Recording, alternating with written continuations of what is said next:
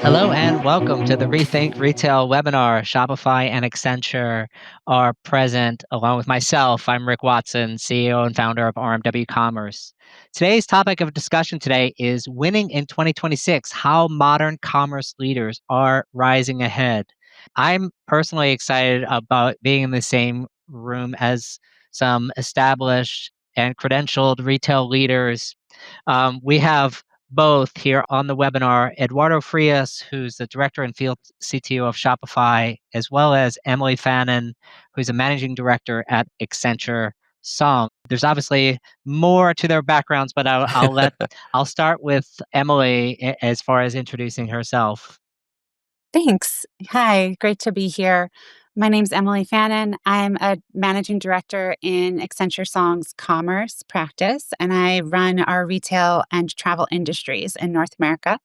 I came into Accenture from our Kurt Salmon retail strategy team and have been focused on growing front office, customer, and channel strategies for our retail clients and our travel clients for the past 10 years. So it's great to be here. I'm excited to talk a little bit about what we think is going to be happening next year. And I guess that leaves me very, very nice to be here with you both virtually. The two of you and a few friends on the other side. Eduardo Frias, I'm a field CTO here at Shopify. Before joining Shopify, I was the CIO and CTO of a bunch of different brands and merchants, mostly in the lifestyle space, be fashion, beauty, health and fitness. Before then, I actually, full disclosure, I used to work for Accenture. So, Emily and I have that in common, as well as other Fortune 50 companies. But anyway, pleasure to be here. Yeah, it's exciting to be able to leverage your experience today. We're going to go through a number of different topics, and in particular, like setting the background of the current situation, talking about how do you align technology with business goals, some case studies and examples, and then hopefully we'll have time to get through some great takeaways from the audience. Back to the beginning, clearly we're in a volatile retail time. If there ever was one, not only do you have the backdrop of coming off of COVID, you have new elections that happened in the United States this year with ushered in a number of new policies. The consumer is strained by costs, depending on who you speak with. And then, oh yeah, that little two-letter AI thing going on. I would love to start with Eduardo. Like, how would you unpack where we are today and just sort of a level set where the market is? Thank you, Rick. And I echo everything you said, and we see that, certainly from the way that the people that I talk to are thinking about their technology decisions. We see two big macro trends, if you will, or I see two big macro trends, and you alluded to one of them for sure. This, uncertainty, macro uncertainty that we have, right, all around us. Be political, be social, be economic, right? We see leaders literally going over the plans, and the moment it feels like they're done with the plans, redoing them again because they see the ground shifting underneath, right? And no small changes, big operational shifts that they're making. At the same time, they know that waiting is not the answer, right? Maybe it used to be a thing of the past. It's like wait it out, see what happens. Companies see that if they even think about waiting it out, right, at the speed that things are progressing, they're going to be left behind, which kind of leads to the second macro trend, which is, it should be the 2025 word of the year, AI, right? I'm sure Merriam-Webster, you heard it here first. AI is fundamentally changing the way that we think and we work, and of course, the way that people shop and interact with retailers out there.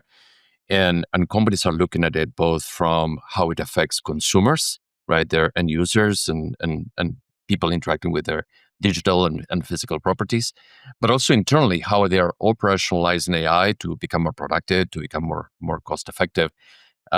These two things really, really are affecting everybody and making them rethink how to go about their business.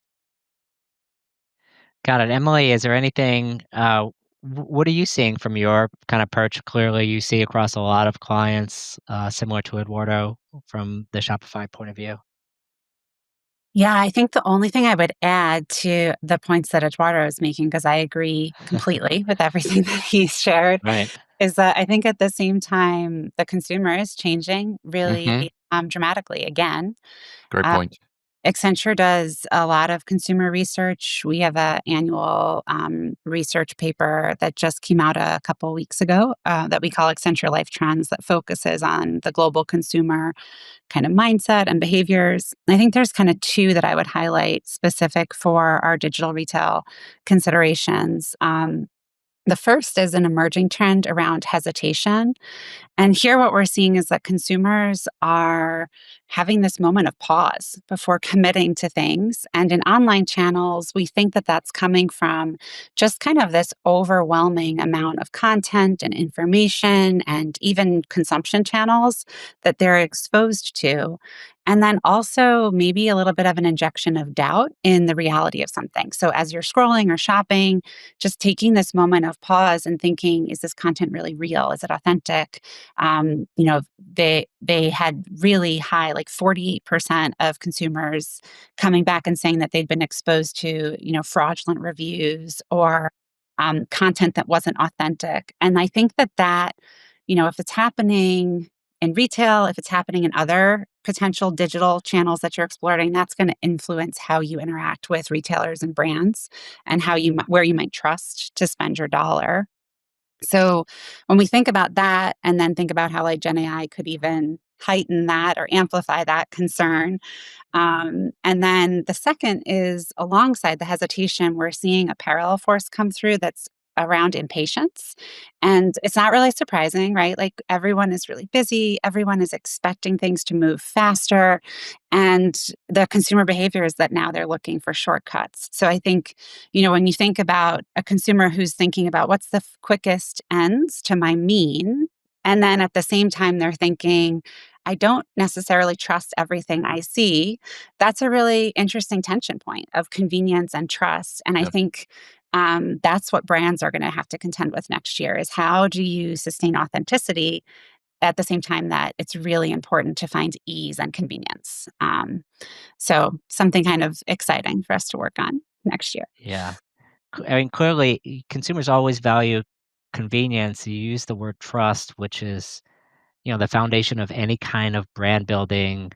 Yeah. Eduardo, Shopify is known for the places brands go to build, Yeah. right? And so talk to me about what are the avenues that brands are looking at to build trust in this sort of AI era, like as a backdrop to our discussion? That's a super interesting question because I think many brands are still trying to figure it out, right? They're Mm. trying to understand. They they had a playbook and they knew that playbook and they were no to some degree because they were still operating good at executing that playbook.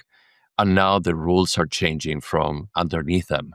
What I talk to brands about is actually kind of going back to basics, right? Making sure your data is clean, that is structured, that is readable by these LLMs that are kind of descending upon your websites, right? Making sure that the right information around your product and your brand is present, be through FAQs, be through clear return policies, be around sometimes your social presence.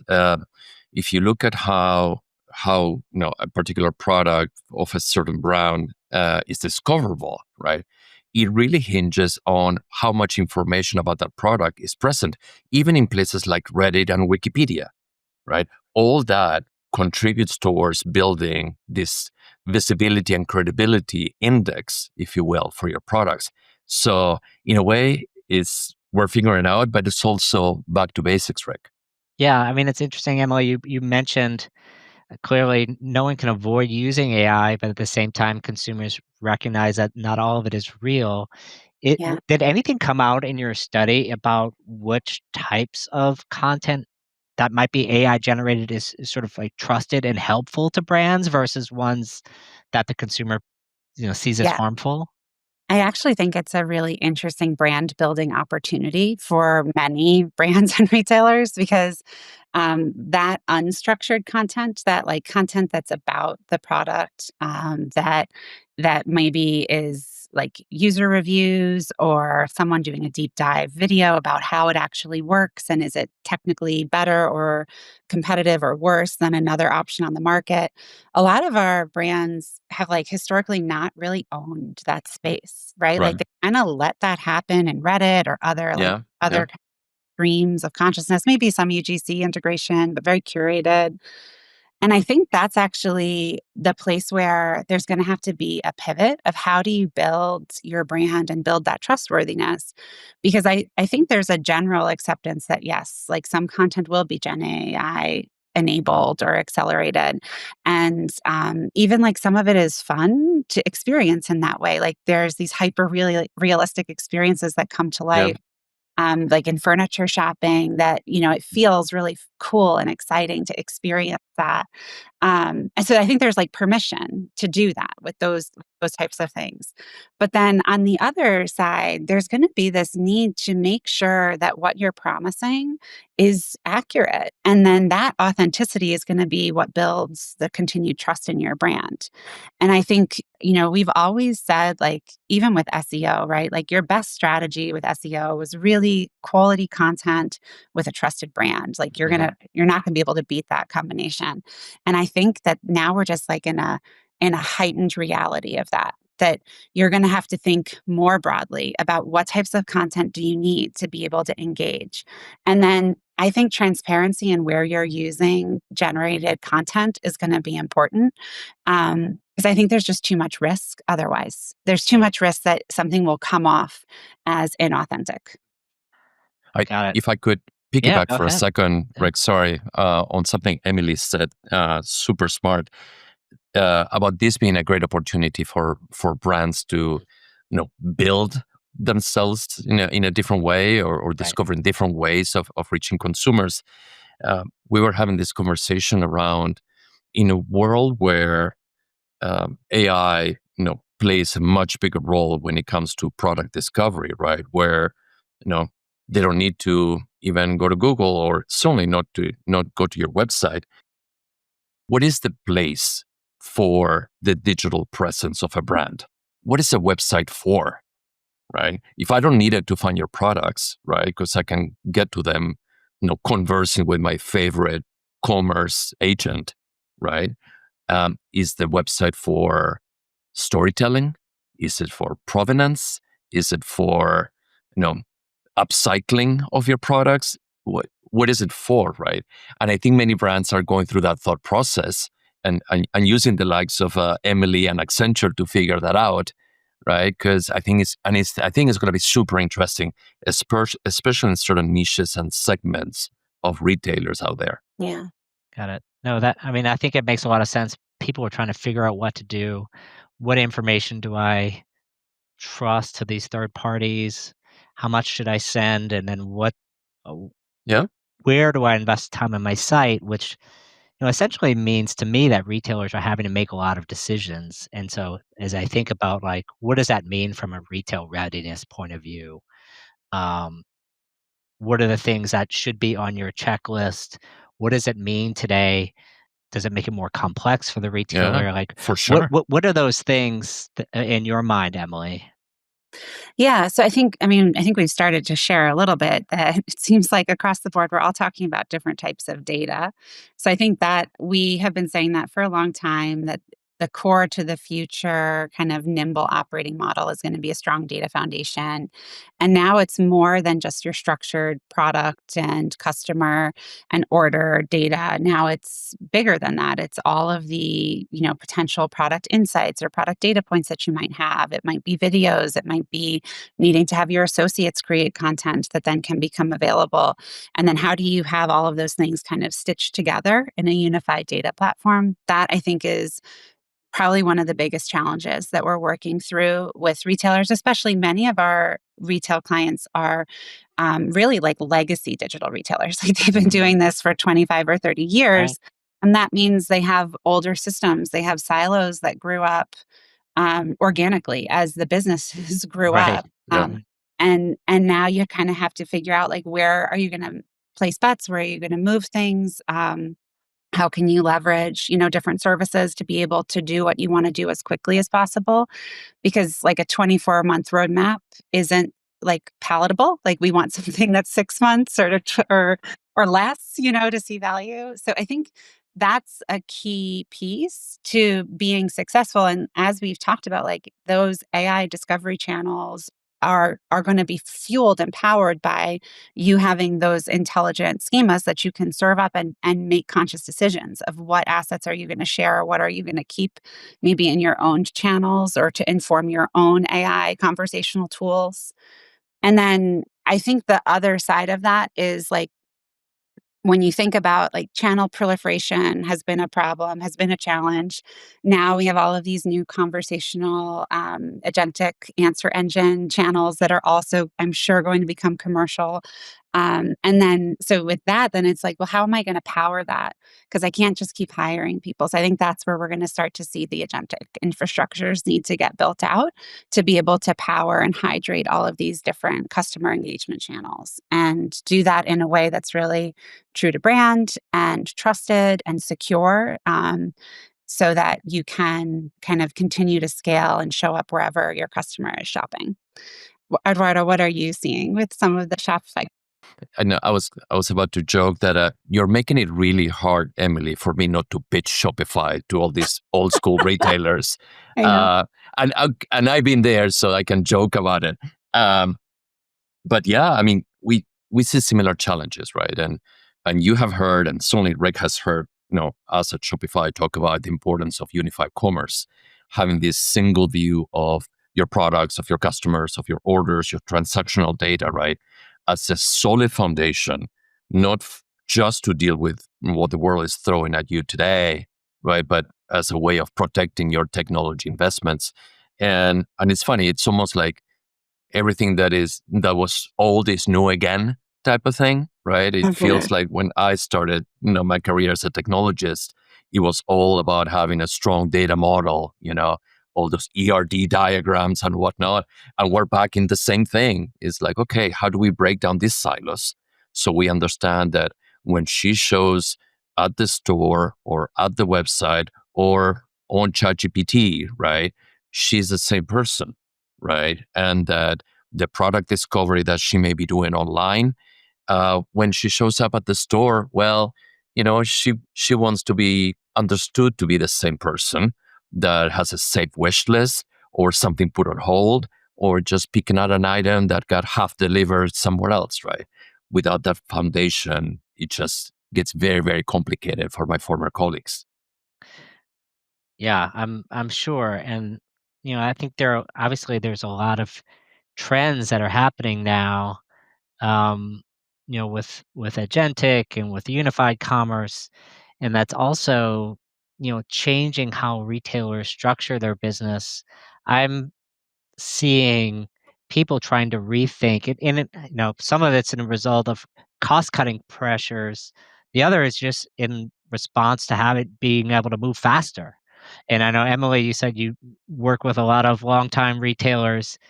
Um, in terms of org design, sort of nimble is the word of the moment from my point of view, or agile. Either of those I see thrown around a lot, and it's just how can we get away from a view where one department works on something, throws it to another department, works on something, throws it, kind of down the line, versus like how can we work together in parallel to achieve something significantly faster from a speed to market point of view. Is that similar to what you guys are also seeing? Yeah, I'm definitely having many conversations that are about how do we accelerate what we're doing today? How can we, take what we used to do and like, couldn't we find a way that's easier to do 90% of it and just have 10% of it still be complex and hard? And I think that that's a really good challenge, honestly, from retail leadership, because it is. sometimes hard to like stick your head up and look around when you're, running against campaign and seasonal calendars and, trying to hit plan. It's sometimes hard to stop and really say like, okay, if I didn't just focus only on my day job, how could we actually make this easier? And what we're seeing is a real interest in adoption of AI tools that can be sort of like workbench assistants to the different parts of the retail organization, which I think is very exciting to think about how do we upskill and equip our team members with the right tooling, to run merchandising more efficiently, to do e-merchandising that's more intelligent and data powered, and even accelerate things like getting item ready to sell, item live to site. What's the process and what could we actually automate in that process? And how could we make it happen, in days instead of in weeks or months? So I think that that's really very exciting. And then the other side of that we're starting to see is with agents empowering these team members, how then can you actually start to overcome some of the organizational silos through utility agents that are working across systems? And that's something that's like as many process design programs as I've led and Yeah. been on, and as much training as you do on the process and the check boxes for handoffs, it's still like human nature that sometimes like those are just that complexity creates friction and slowness. So if you're able to have a utility agent that's talking between these teams' systems and keeping each other apprised of what's happening, inventory is hitting, we're starting to flow. Now we can publish. Inventory is moving faster here than it did there. How might we change? Like that to me is where we're going to start to see some really interesting magic, I think, happening. And it's a super exciting time to be, I think, in these omni-channel retail situations where with better intelligence and insights, we're going to be able to improve the customer experience. It's interesting. I mean, again, I'm totally going to steal it, Emily. No, your thought about how is the perfect opportunity for companies to kind of leapfrog a lot of things, right? Perhaps our legacy, and I'm sure you see it a lot as well. Like in your business, right?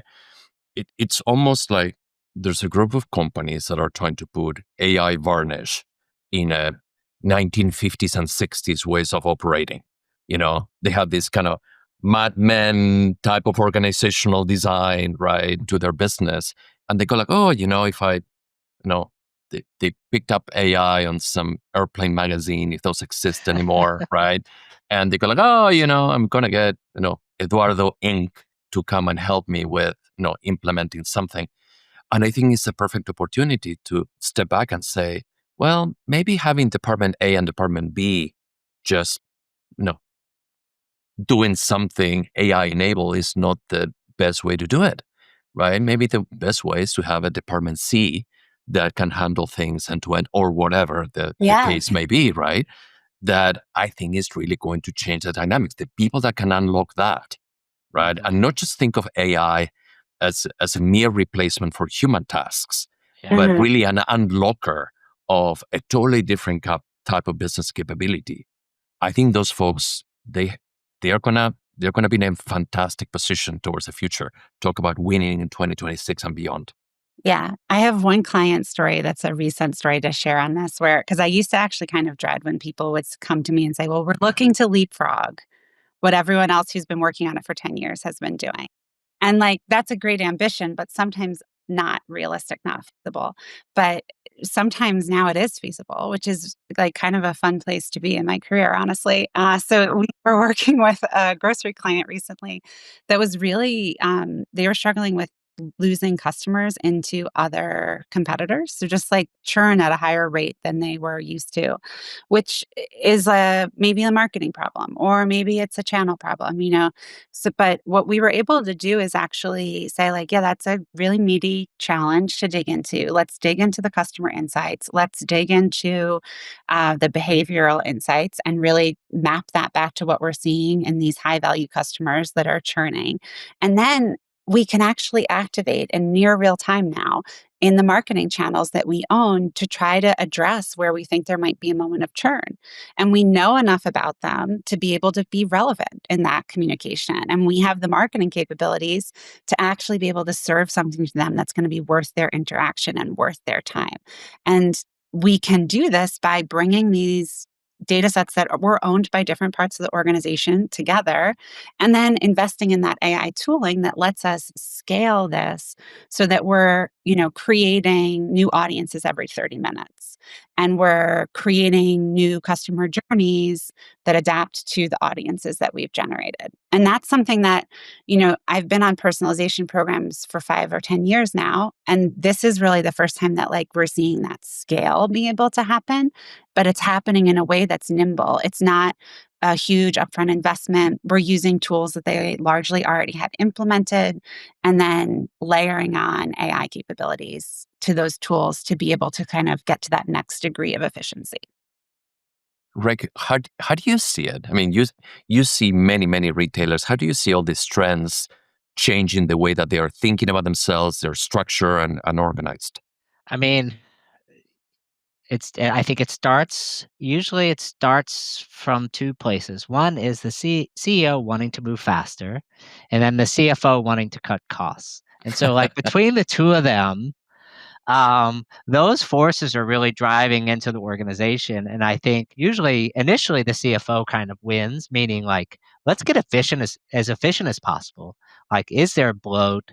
Everyone always wants to know before you invest in something new and shiny, you want to create the funds to pay for it. And so that's always on the mind of people. And so once you start seeing progress in there, and I think you start saying like, oh, well, I just saved, $1 million or $10 million or whatever it is, depending on the size of the retailer. How can I reallocate this money to things that will drive customer growth? Because I think the smart retailers understand they can't cut their way to prosperity. No organization can. And so I think those are really the two factors in terms of how to drive it. I think the other thing, especially in these legacy retailers, often don't yet understand still what good looks like. Meaning, like, we understand a lot about how we work today, but do we, even if someone shows us a PowerPoint or like whatever of what it could be like, it seems so dissimilar from Yeah, how the yeah, organization acts today.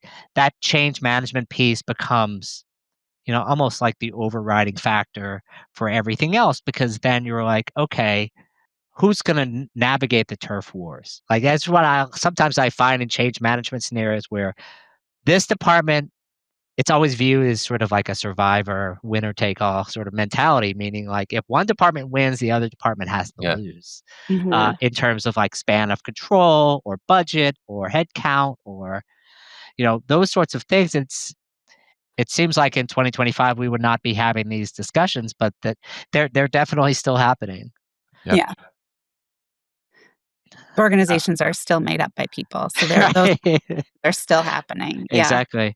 I would love to hear from you, Eduardo, in terms of like, Emily gave an example of a grocery retailer that overcome and was look at trying to leapfrog. How are you seeing customers, you know, probably through Shopify, trying to leapfrog? Or are there other examples you can highlight? Great question, Rick. I can share certainly an example of a customer of ours that is great a great case study for achieving fantastic business goals and getting themselves ready for the future. The customer I'm thinking about is Skull Candy. Skull Candy is a lifestyle brand going through tremendous growth. They sell headphones, earbuds, gaming supplies. Uh, they first, went all in on DTC, but they also realized that their flagship site really wasn't built for the kind of speed and agility that they wanted and they needed. So they decided to, relaunch on Shopify, and they achieved tremendous success. They not only they replatforming their site in 90 days or thereabouts. They launched Canada and their European site within weeks. They drove homepage visits that were record. They got it all up and running before a critical, sale. You know, record visits, record sales, and at the same time, they were able to, protect their investment for the future. So not only create a solid foundation like we were talking about earlier, but also think about how to protect themselves as new things, new channels like agentic commerce we were talking about come to be. Got it. Now, that's a super interesting case study, and I know, Emily, you've mentioned one before, and clearly to achieve those sorts of results, organizations need to be prepared for that. Like, what is required? What are the basics that an organization needs to be able to deliver that kind of transformation? It's a good question. I think that in a lot of our client relationships where we're in the process with them early on, one of the things that we focus on is creating strategic alignment around what we're trying to achieve. Because, as you mentioned, a lot of times stakeholders have different KPIs that they're trying to achieve. Often they have different speeds that they're trying to achieve things, whether it's quick wins or stabilization or reducing complexity. So, really making sure that we're getting alignment across all of the stakeholders internally who are going to make this happen to be able to achieve the goals, whether that's business goals like around growth or unified commerce or whatever it is, but then also any of the other teams that are going to need to be involved to make sure that we're getting to what has to be solved for them as well. And then I think it's really important to make sure you have the right partners at the table. So that might be, the vendor. It might also be delivery partners or governance and change management partners.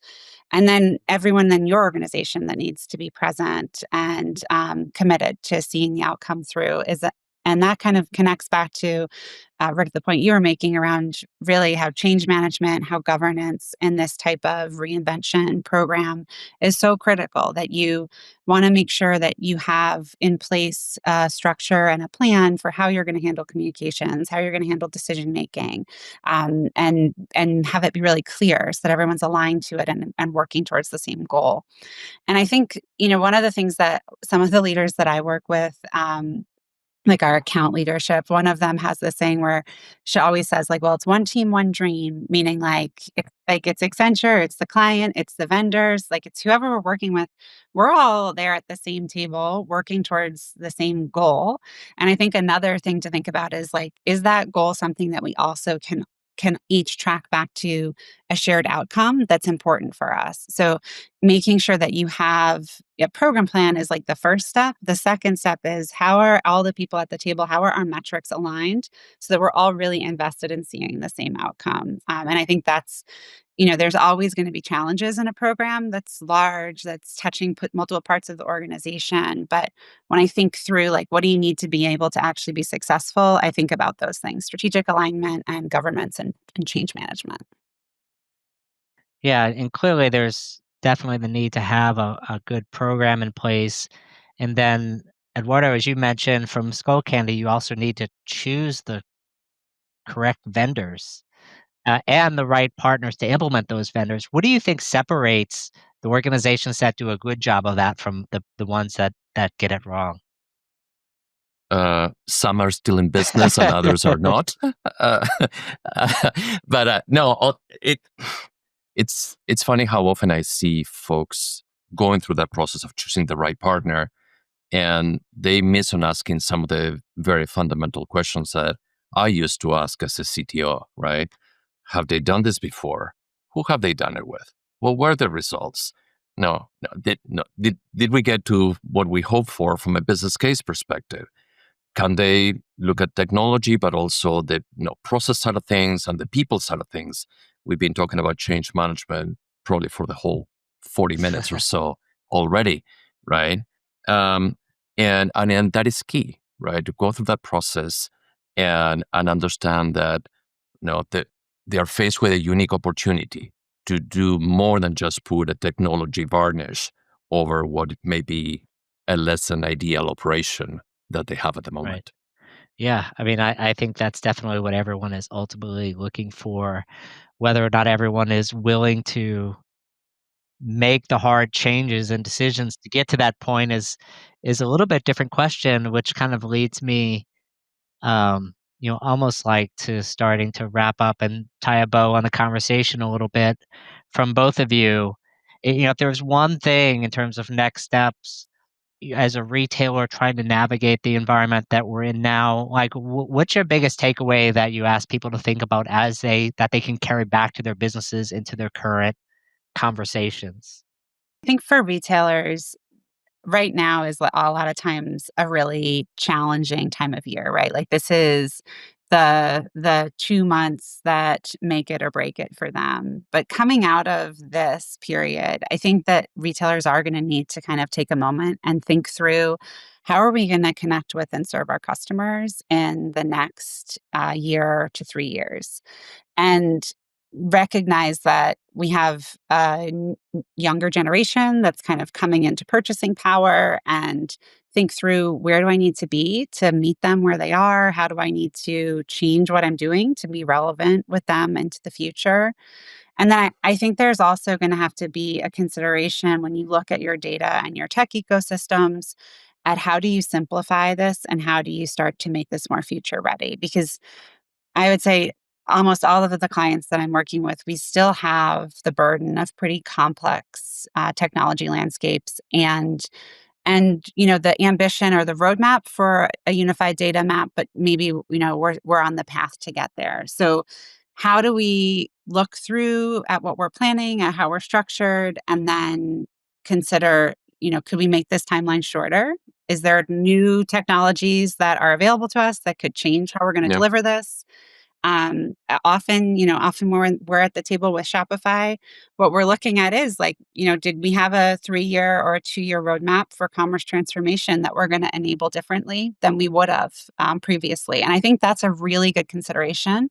Not to say that you're necessarily going to change, but I do think it's worth pausing given the macro climate, given the changing consumer, and just thinking through, are the roadmaps that we have still the right roadmaps for us? Or is there something different that we should be doing based on where we are today? Got it. That's fantastic, Emily. I'm gonna cut that bit of video and show it to a lot of people out there. I was first of all, no, thank you, Rick, for having us, Yeah. and Emily. It's been a pleasure to share this with you. I would say if there's one call to action, it used to be that or people say that fortune favors the bold. I think when it comes to commerce, uh, the commerce leaders of the future are going to be the ones that take bold action, and they take it now. I think waiting is going to be the worst possible decision that a retailer can make, even in the face of all the uncertainty and trends that we've been talking about, right? Not starting this path towards reinventing themselves, right? Even if it takes the couple of years that Emily's talking about, right? Now is the moment to act. And from a leadership perspective, it's on us to show our companies, right, how to move forward, right, and drive that future, as opposed to waiting for it to happen to us. Yeah. No, I think it makes a lot of sense. Definitely being able to take action so that you're playing offense and not defensively based on the conditions in the Yeah. market. And I know Emily alluded to a lot of that individually. Ultimately, we're all talking here about staying competitive, and I really appreciate the expertise, Emily and Eduardo, that both of you shared on the webinar to help retailers really stay competitive, find their place in this AI world, choose the best solutions and partners, and ultimately deliver better results for the organization. So thank you both again for your time today. Thank you. See you at NRF. Yes. See everyone soon. Thank you so much. Bye bye.